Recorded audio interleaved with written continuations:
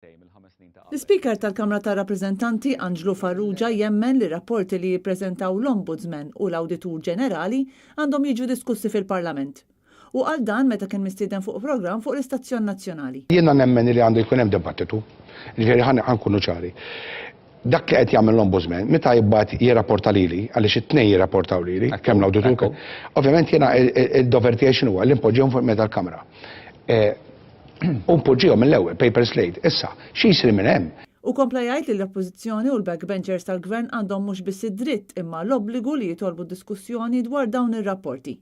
Mistoqsi dwar l-opinjoni tiegħu dwar dak li qal il-Prim Ministru Joseph Muscat rigward it-termini fil-Parlament, ċoe li ħadd m'għandu jservi aktar minn 4 termini fil-Parlament u li Prim Ministru m'għandux jiservi aktar minn 2 leġislaturi, Farrugia qal li ma jaqbilx. U tal-eżempju tal-President ta' Tunes Ebezi li ta' 88 sena ifforma partit politiku ġdid. Jista' jkollok persuna li tkun tant valida illi la darba li tibqa' jagħti servizz il-pajjiż, m'għandekx għalfejn ċaħdu għaliex ovvjament qed jagħti l-aħjar servizz. Angelo Farrugia tkellem ukoll dwar ix-xogħlijiet ta' tiswijiet fil-Parlament li dwarhom kien sejjaħ konferenza tal-aħbarijiet. Imma x'inhi s-sitwazzjoni? Is-sitwazzjoni hija ħażina.